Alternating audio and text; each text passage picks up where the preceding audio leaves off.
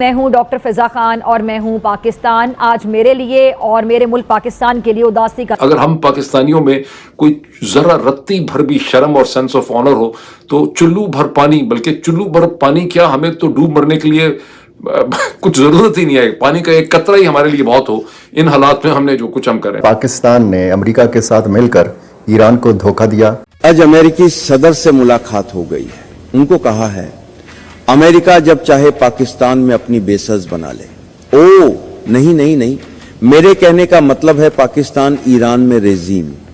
ओहो, गलत कह गया हूं, मेरा दिमाग घूमा हुआ है, बस पाकिस्तान बेच आया हूं। ये सितम है, ये जुल्म है, ये ज्यादती है, नाइंसाफी है, जो मर्जी नाम दे दे। ईरान ने कतर के थ्रू पाकिस्तान को भी कॉल आया और पाकिस्तान को बताया गया है कि अगर तुम्हारी सरजमीन से ईरान के ऊपर अटैक हुआ तो फिर तुम्हारे ऊपर भी हमला होगा। ईरान की सुपारी फील्ड मार्शल आसिम मुनीर ले चुका है। कल उसके साथ जाकर मुलाकात कर रहे हैं, आज वो इक्वल टू न्यूक्लियर बॉम्ब वहां पर मदर ऑफ ऑल बॉम्ब वो ईरान के अंदर आकर स्ट्राइक कर रहा है, अटैक कर रहा है। ये किस कदर शर्मनाक है। पता नहीं क्या मसला है कि हमने हर दूसरे मोड़ के ऊपर कोई ना कोई ऐसी हमाकत करनी है कि कौम को भी शर्मिंदा करवाना है और खुद को भी शर्मिंदा करवाना है। इन अजीम हमाकतों के अंबार के ऊपर अगर कोई सबसे बड़ी हमाकत इस वक्त आपको नजर आती है तो वो अमेरिका के सदर डोनाल्ड ट्रंप को नोबेल पीस प्राइज के लिए पाकिस्तान की तरफ से रिकमेंडेशन। दोस्तों, ये खबर ऐसी है कि दिल पर अजीब बिजली सी गिरी है। ये खबर सुन के बड़ी डेवलपमेंट आपको पता हुई है। जो B-52 बॉम्बर आए थे, पाकिस्तान की एयर स्पेस तो यूज हो गई है।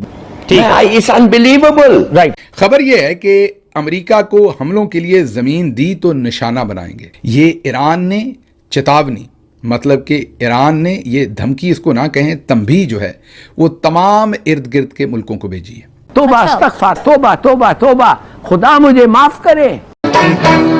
मैनू नोट बखा मेरा मूड बने। असीम मुनीर ने इस्लाम के साथ सबसे बड़ी गद्दारी की है। मैनू नोट बखा मेरा मूड बने। कहंदी नार बलारी, लेकिन असीम मुनीर को डोनाल्ड ट्रंप ने जबरदस्त इनाम दिया है। कहंदी नार बलारी, ना तेरे नोटा दी परवाह। डोनाल्ड ट्रंप ने पाकिस्तान में अपने क्रिप्टो बिजनेस की कमान असीम मुनीर को दे दी है। हाथ फड़ के नचा मेरा मूड बने। एक बड़ी ही एक मुश्किल सूरत हाल है कि हुकूमत पाकिस्तान ने ट्रंप को उन्होंने नोबेल प्राइज के लिए नामजद कर दिया और पाकिस्तान की जानिब से, हुकूमत पाकिस्तान की जानिब से नोबेल प्राइज के लिए नामजद होने के 25.5 घंटों के अंदर अंदर ट्रंप ने, अमेरिका ने ईरान पर हमला कर दिया है। यानी कोई मौका जग हसाई का, सेल्फ मॉकरी का ये हजरत जाने नहीं देते। शायद बार बार काम पे जाके इनकी शर्म ही मर गई है। पाकिस्तान के army chief general Asim Munir जो हैं, उनका जो अमेरिका का दौरा है, इसको अमेरिकन जनरल आसिम मुनीर को इस्तेमाल करना चाहते हैं अगेंस्ट ईरान। ये सुनिएगा, वो कहते हैं जनाब के पाकिस्तान की तो कोई वैल्यू नहीं है, ये तो जनरल आसिम मुनीर को इस्तेमाल किया जा रहा है। This is what they are saying. वो कह रहे हैं कि हमने जनरल आसिम मुनीर को इस्तेमाल कर रहे हैं अमेरिकन। सो हमें इसको इस एंगल से देखना चाहिए। इस हमले में जहां से ये त्यारे उड़े और जहां पे ये अटैक हुआ, जो मुख्तसर तरीन स्ट्रेट रूट बनता है उसमें पाकिस्तान भी आता है। पाकिस्तान की फिजाई हदूद इस्तेमाल की गई। दरअसल इस समय ईरान को पाकिस्तान ने बहुत बड़ा धोखा दिया है। इंडिया की एक खास बात है सर, ये दूसरी जंगों में टांग नहीं अड़ाते। तो सर वो नहीं अड़ाते, फ्री फॉरेन पॉलिसी। तो ये अवाम की नुमाइंदा हुकूमत नहीं है जिन्होंने ट्रंप को अबू बना लिया, जिन्होंने ट्रंप को नोबेल प्राइज के लिए नामजद कर दिया, और इन्होंने जो ट्रंप को नोबेल प्राइज के लिए नामजद किया। In Operation Rising Lion, Israel has done truly amazing things. But in tonight's action against Iran's nuclear facilities, America has been truly unsurpassed. It has done what no other country on earth could do. Asim Munir साहब वो Donald Trump से भी मिलने गए थे। 1.5 घंटे की उनकी लंच में मीटिंग भी हुई उनके साथ, और बड़ी अजीब और गरीब किस्म की अफवाहें भी उठ रही हैं। कहा जा रहा है कि 2 एयर बेसिस मांगी गई हैं पाकिस्तान से, कई लोग कह रहे हैं दे दी हैं। कैसी जंग जिसका असर पूरी दुनिया में मुमकिन तौर पर महसूस किया जा सकता है, क्योंकि इसकी इम्प्लीकेशंस बहुत हौलनाक और खौफनाक हो सकती हैं। ऐसे है कि हमारी खारजा पॉलिसी तो मजाक बन गई है। एक आधा दिन पहले हमने सदर ट्रंप साहब को नोबेल पीस प्राइज के लिए नामजद किया, आज उन्होंने ईरान पे हमला कर दिया। तो हमने क्या सोच के उनको नोबेल पीस प्राइज के लिए नामजद किया है? तौबा तौबा तौबा तौबा। मुझे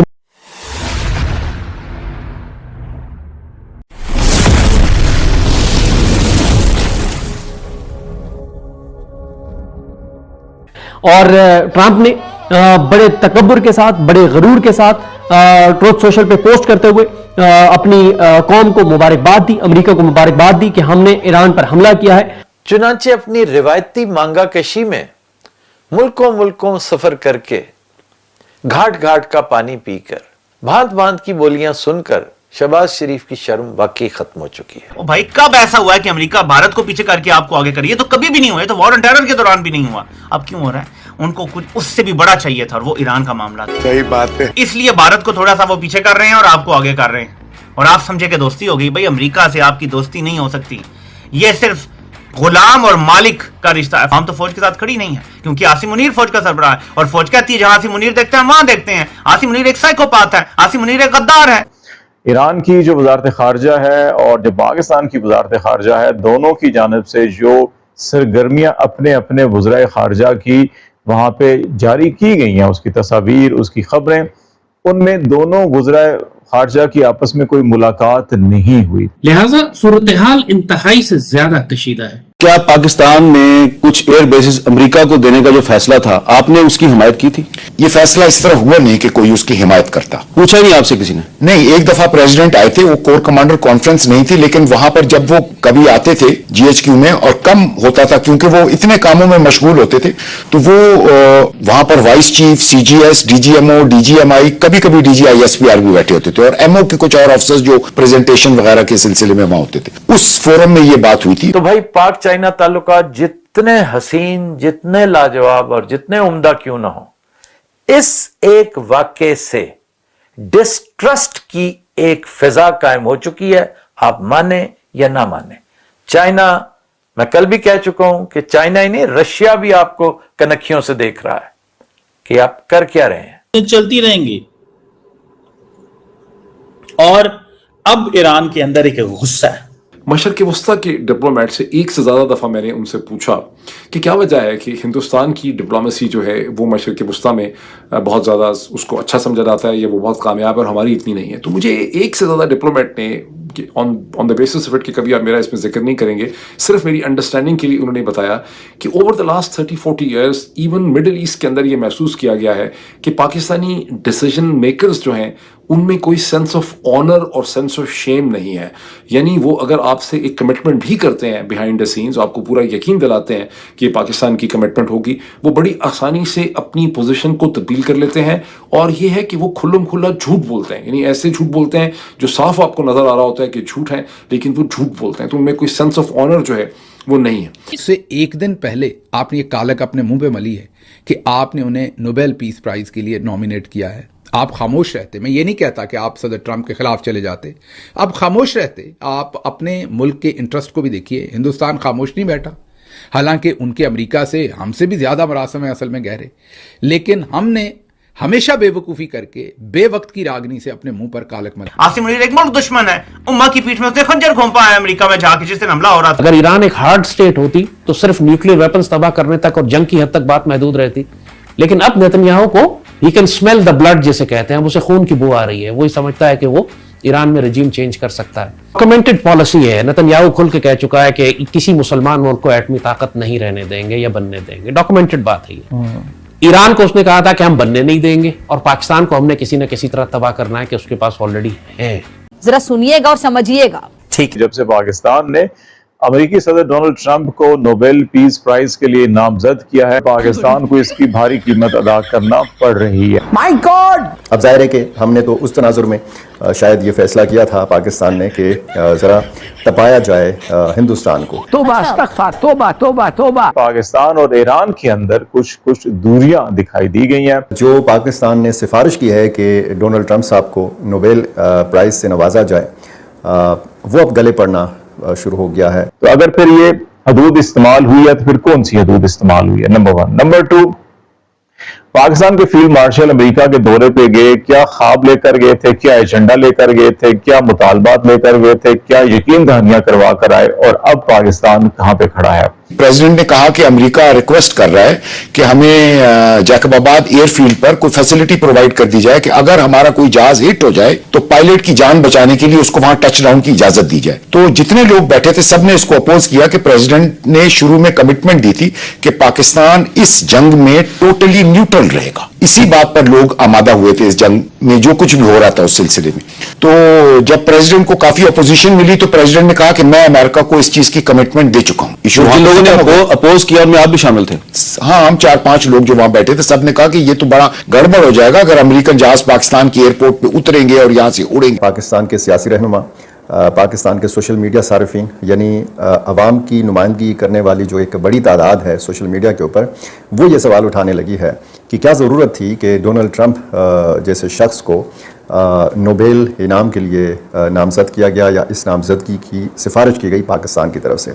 अब उस आला दिमाग को ढूंढा जा रहा है जिसने ये तजवीज़ पेश की थी कि इस किस्म की सिफारिश की जाए। वो मुस्लिम ममालिक, वो पाकिस्तान के दोस्त ममालिक जो पाकिस्तान के दोस्त हैं, जिनके अमेरिका के साथ ताल्लुकात अच्छे नहीं हैं, वो अब ये सोचने पर और बात करने पर मजबूर हैं कि पाकिस्तान ने ये जो सिफारिश की है नोबेल इनाम की डोनाल्ड ट्रंप साहब के लिए, क्या इसकी बहुत ज़्यादा ज़रूरत थी? प्रेसिडेंट डोनाल्ड ट्रंप, जिसके बारे में हमें कहा गया, गर्दनें झुकाकर इसे कहो कि ये अमन का पैगंबर है, ये अमन का सफीर है, इसे नोबेल पीस प्राइज, और फिर ये लिटरली कहा गया कि कहना है तुमने भी, यानी मुझे और आपको भी कहना है कि ये अमन का सफीर है। यानी खुदा का नाम है भाई, गोबर को हलवा जबरदस्ती हमसे करवा रहे हो भाई, वो गोबर है, तुम कह रहे हो नहीं हलवा है। किधर का अमन का सफीर, किधर क्या घंटे का अमन का सफीर? सारी दुनिया हंस रही है हम पर। यानी कौन है जो पॉलिसीज बनाता है? कोई दफ्तर खारजा है, कोई स्टेट के अंदर को बैठने वाले कोई लोग मौजूद है? हिंदुस्तान के खिलाफ जितनी सिफारती कामयाबियां पाकिस्तान को हासिल हुई थीं, उन सिफारती कामयाबियों के ऊपर भी पानी फिरता हुआ नजर आता है। तो ये जो सिफारिश सामने आई है पाकिस्तान की जानिब से कि जनाब डोनाल्ड ट्रंप साहब को नोबेल इनाम दिया जाए, ये सिफारिश जो है ये किसी की ज़ाती ख्वाहिश है, ये डोनाल्ड ट्रंप साहब को खुश करने की कोशिश है, ये उनकी खुशामद है। फील्ड मार्शल सैयद आसिम मुनीर साहब जब ज़ोहराने पर गए और वहाँ उनकी मुलाकात हुई तो वहीं से बहुत सारी खबरें जो हैं ये बरामद होना शुरू हुई। डोनाल्ड ट्रंप पाकिस्तान में 34,000 करोड़ का क्रिप्टो बिजनेस शुरू करने की तैयारी कर रहे हैं